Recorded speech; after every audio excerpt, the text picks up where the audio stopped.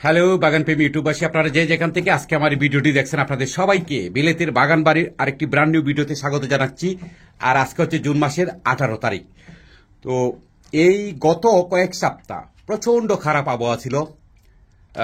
ঝড় বৃষ্টি তুফান, তারপর রাতের বেলা প্রচুর শীত, এই সব মিলে বাগানের অবস্থা খুবই খারাপ ছিল। আর গতকালকে থেকে আবহাওয়াটা কিছুটা ভালো হয়েছে এবং এখন একটু আশা করা যাচ্ছে যে গাছগুলো দ্রুত বড় হবে এবং আমরা ঠিক যে জায়গায় আমরা গাছগুলো রোপণ করতে চাই সেখানে আমরা গাছগুলো রোপণ করতে পারবো। তো সময় তো বেওরা, আজকের থাম্বনেলে দেখলেন যে মূল যে টপিকটা সেটি হচ্ছে এই যে সিসিংরা। এটি অনেক জনপ্রিয় একটা সবজি। তো এই সিসিংরা আসলে মানে খুব, অর্থাৎ বীজ থেকে চারা করাটা খুব কষ্টের। আবার যখন বীজ থেকে চারা হয় তারপরে সেই চারা কিন্তু বাঁচিয়ে রাখাটাও কিন্তু অনেক বড় কষ্টের। একটু যদি মিস্টেক হয়, যদি পানি বেশি হয়ে যায়, যখন চারাগুলো ছোট থাকে তখন গাছ পচে যায়।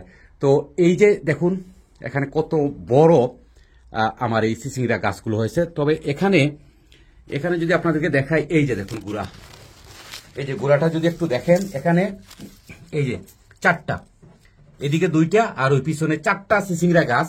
একটা টপ, এই যে এই টপের মধ্যে আমার চারটা সিসিংরা গাছ। আপনারা দেখুন কি সুন্দর হয়েছে এই সিসিংরার গাছগুলো। তো এগুলো আসলে আমি গ্রিন হাউসে রাখার জন্য না, এগুলো আমি বাইরে নিয়ে যাব। তো দুই একদিনের ভিতরেই নেব। তার আগে আপনাদেরকে দেখাই, এই জুন মাসের প্রায় মাঝামাঝি বলা যায়, বলতে পারি, এই সময়ে আসার পর আপনারা যদি একটু দেখেন, এই যে দেখুন সিসিংরার ফলনটা যদি একটু দেখেন, একদম মানে পাতায় পাতায় যতটা, এই যে যতগুলো পাতা আছে সেই প্রতিটা পাতায় পাতায় সিসিংরা। এই যে দেখুন।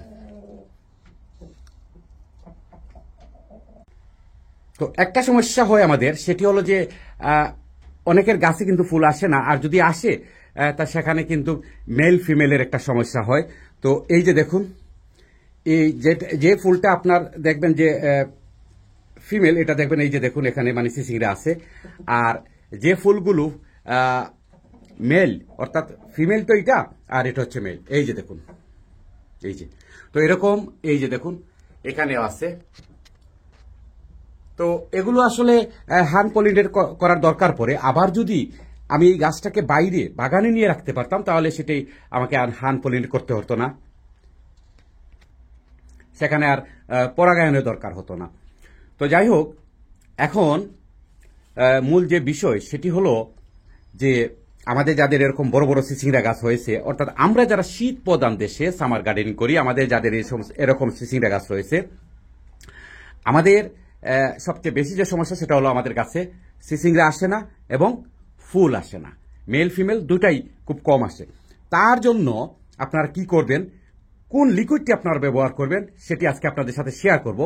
আর পাশাপাশি আরেকটা কথা আপনাদেরকে বলি, আপনারা যারা নিয়মিত আমার ভিডিও দেখেন আপনারা জানেন যে এই সিসিংরা গাছ যখন এই পরিমাণ ছিল, ছোটো ছিল, অর্থাৎ প্রায় 1 ফুট ছিল, তখন আমি এই গাছে ফ্রেশ মাছ দিয়েছিলাম, ম্যাক্রোল দিয়েছিলাম। সেটি আপনারা অবশ্যই জানেন। আর যারা দেখেননি আপনারা চাইলে আমার সেই ভিডিওটা দেখে আসতে পারেন। এই যে দেখুন এখানে। তো ফার্টিলাইজারের মধ্যে শুধুমাত্র আমি বলবো যে এই প্রথমে আমি এখানে একটা ম্যাক্রোল দিয়েছিলাম, সেটা এখন আস্তে আস্তে পচতেছে, আর তেমন কিছু দেই না গাছে, শুধু পানিটাই দিয়ে থাকি। আর যখন এরকম সিসিংরা আসতে শুরু করে তখন এই গাছগুলোকে আমি এপসন সল্ট স্প্রে করি এই কারণে যে পাতাগুলো আমার আরো বেশি হেলদি থাকবে, সতেজ থাকবে, তার জন্য। আর ফুল এবং ফল আসার জন্য সবচেয়ে ভালো যে লিকুইড সেটি হলো এই লিকুইডটা। এটি আপনারা অনলাইনে পাবেন, গার্ডেন সেন্টারে পাবেন। আর ঘরে বসে যদি কেউ নিতে চান তাহলে আপনারা সেটি অনলাইনে সার্চ করে পেয়ে যাবেন। এই যে দেখুন, এই লিকুইডটি আমি অনেক উপকার এসেছে এই লিকুইডটি ব্যবহারের পর। এই লিকুইডটি ব্যবহারের ফলে আমার গাছে প্রচুর ফুল এসেছে। আমাদের ওই যে বললাম যে কথাটা, যে ফুলের যে সমস্যা, সিসিংরা গাছ বা অন্যান্য গাছে আমাদের ফুলের একটা সমস্যা, মেল ফুল আসলে ফিমেল আসে না, ফিমেল আসলে মেল আসে না, আবার অনেক সময় ফুলই আসে না, অনেক বড় হয়ে যায় গাছ, ফুল আসে না, ফল আসে না। তো এই যে দেখুন, এই লিকুইডটি ব্যবহার করার পরে এই যে দেখুন, আপনাদেরকে তো আমি দেখাচ্ছি যে কি পরিমাণ প্রতিটা শাখায় শাখায়, এই যে দেখুন এত সিসিংরা এসেছে, এই যে দেখুন। তো আজকে জুন মাসে 18 তারিখ, চিন্তা করেন, এত বিশাল একটা সিসিংরা গাছ, এবং সেই গাছে এই যে দেখুন প্রচুর সিসিংরা এসেছে। আর এটি হাইব্রিড জাতের একটা ভ্যারাইটি।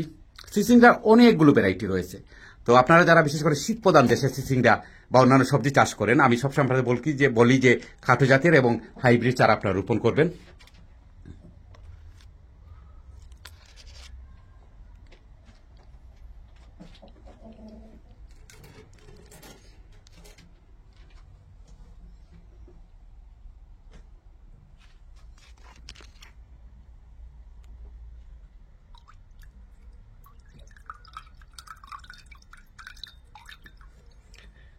আর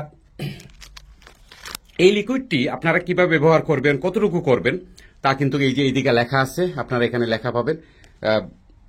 এটি আপনারা সেই অনুপাতে ব্যবহার করবেন।